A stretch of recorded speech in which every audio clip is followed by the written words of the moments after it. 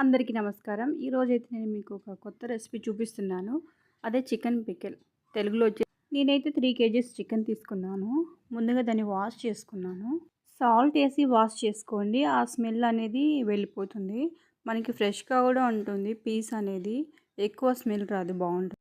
నేనైతే బాయిలింగ్‌కి పసుపు, salt and కొద్దిగా ఆయిల్ తీసి మిక్స్ చేశాను. నేను ఒక పెద్ద గిన్నెలో అయితే వేసి 3 కలిపి మిక్స్ చేశాను. ఎందుకంటే ఆయిల్ వచ్చేసి కింద అడుగు భాగం అనేది అస్సలు మాడిపోదు. ఇలా కలుపుతూ మిక్స్ చేస్తూ కాసేపు పైన ప్లేట్ పెట్టేయాలి. ఆ బాయిలింగ్‌కి ఆ వాటర్ అంతా బాగా మెత్తగా అవుతుంది. అలా బాగా ఉప్పు, కారం పట్టే వరకు మనం మిక్స్ చేసి వదిలేయాలి కాసేపు అలాగే. నేనైతే మళ్ళీ మధ్య మధ్యలో ఓపెన్ చేసి అలా ఇలా కదుపుతూ అయితే చూశాను. చాలా బాగా వాటర్ వచ్చింది పైకి. అలా బాగా బాయిలింగ్ కూడా అవుతుంది. అలాగే ఇంకా కాసేపు అయితే నేను వదిలేసాను. బాగా బాయిలింగ్ అయిపోయింది. పీస్ మాత్రం చాలా సాఫ్ట్‌గా, స్మూత్‌గా ఉడికింది. నేనైతే ఇంకా పెద్ద కడాయి తీసుకున్నాను. కడాయి తీసుకొని నేను నువ్వుల నూనె తీసాను. మస్ట్ అండ్ షుడ్ అండి. ఆవకాయ పికిల్ అంటే ఏదైనా సరే నువ్వుల నూనె కంపల్సరీగా వేయండి. ఫ్రీడమ్ ఆయిలు, పామ్ ఆయిలు అవి మాత్రం అస్సలు యూజ్ చేయొద్దు. టేస్ట్ అయితే అస్సలకి రాదు. నేను మాత్రం 1 లీటరు, 1½ లీటరు సరిపడేంత 3 కేజీస్‌కి ఆయిల్ తీసుకొని చూసాను. అది బాగా వేడిగా అయిందో లేదో చెక్ చేసుకొని చూడండి. ఆ తర్వాత నేను కాస్త చికెన్ తీసుకొని వేసాను.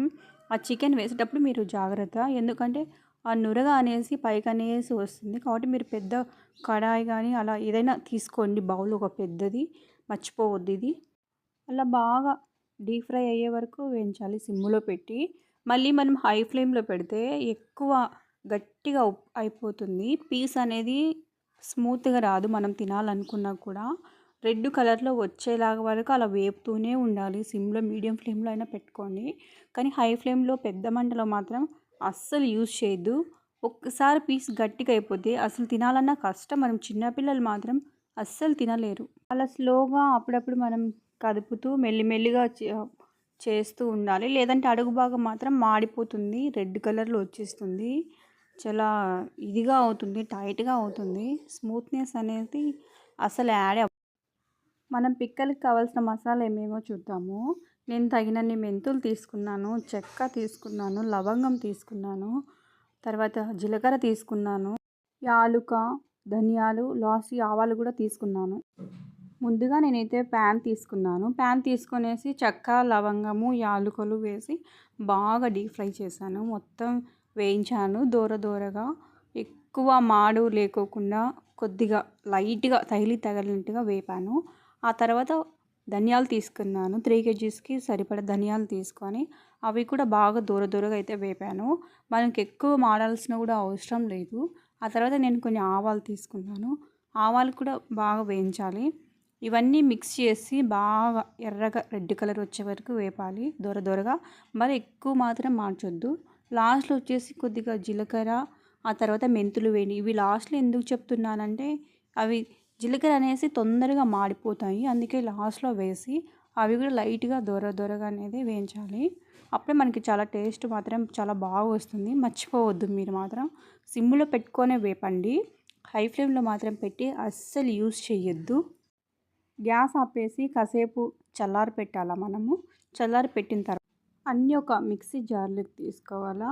మొత్తం చల్లారిన తర్వాత బాగా మెత్తగా గ్రైండ్ చేసుకోవాలి. పొడిలాగా. మనకి ఎక్కువ మెత్తగా లేకపోయినా ఇలా బరకగా ఉన్న మసాలా చాలా బాగుంటుంది. మనం యాడ్ చేసిన తర్వాత మీకు చూపిస్తాను. తర్వాత మనము ముందుగా చికెన్ పెట్టాం కదా, ఆ ప్యాన్ దగ్గరికి వెళ్ళేసి చూద్దాము. ఇలా రెడ్గా కావాలి. అలా వస్తేనే పీస్ అనేది చాలా బాగుంటుంది. మరి వైట్గా ఉన్నా కూడా అస్సలు బాగోదు. అలా చేయకూడదు. చికెన్ అయిన తర్వాత రెడ్గా అయిన తర్వాత ఇది అల్లం పేస్ట్ ఉంది కదా, ఆ అల్లం పేస్ట్ అనేది చికెన్లో వేయాలి. పచ్చి వాసన రాకుండా అసలు ఒక 5-10 నిమిషాల వరకు సిమ్ములో పెట్టే వేయించాలి. మీరు పెద్ద మంట పెడితే మాత్రం మాడిపోతుంది. పచ్చి వాసన అనేది అలాగే ఉంటుంది. మీరు పికిల్లో వేసినా కూడా అలాగే పచ్చి వాసన వస్తూనే ఉంటుంది. అస్సలు తినలేరు మీరు. కాబట్టి లో ఫ్లేమ్లో పెట్టి వేయించండి. అలా మనం కదుపుతూ ఉండాలి. ఎందుకంటే అల్లం వెల్లుల్లి పేస్ట్ వేసాం కదా, అది అడుగు అంటుకోకుండా, అడుగు భాగం కాకుండా అలా వేయించి ఇలా రెడ్ అయ్యే వరకు చూస్తే లాస్ట్కి ఇలా వస్తుంది. మనం ముందుగా మసాలా వేసుకున్నాం కదా బరకగా, ఆ పేస్ట్ అంతా దీంట్లో వేసుకోవాలి, ఆ పౌడర్ని వేసి. తర్వాత మీకు సరిపడా కారము, మీకు కారం బాగా తినేవాళ్ళు ఉంటే కొద్దిగా కారం యాడ్ చేసుకోండి. మా ఇంట్లో అయితే తినేవాళ్ళు ఉన్నారు కారము, స్పైసీ ఎక్కువ తింటారు కాబట్టి నేను ఎక్కువ స్పూన్స్ వేశాను, కారం ఎక్కువే తీసుకున్నాను. మీరైతే ఒక 20 గ్రామ్స్ అలా తీసుకొని తినని వాళ్ళ అంటే.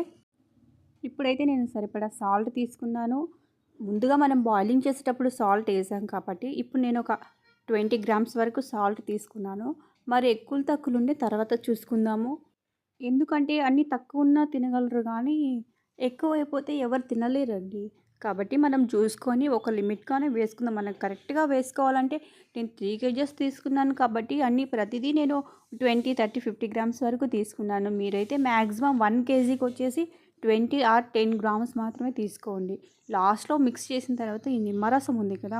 ఇది యాడ్ చేయండి. నేనైతే 4 నిమ్మకాయలు తీసుకొని ఇలా జ్యూస్ లాగా చేసి ఇత్తనాలు పడుకోకుండా ఇలా చేసి వడగట్టాను. ఎందుకు ఈ లెమన్ వాడుతున్నామంటే మనకి కారము, ఉప్పు, పులుపు అన్నీ మిక్స్ అయితేనే పికిల్ చాలా బాగుంటుంది.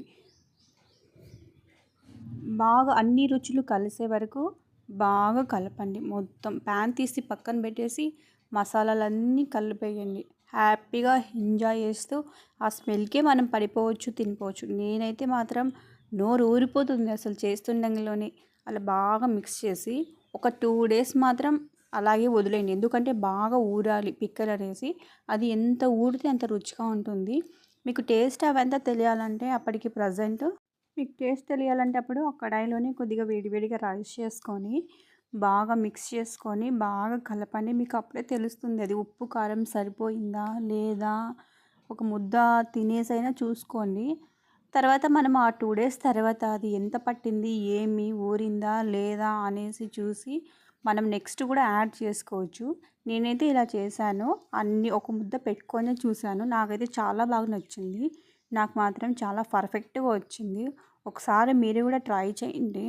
ప్లీజ్ లైక్, సబ్స్క్రైబ్ చేయండి ప్రతి ఒక్కరు.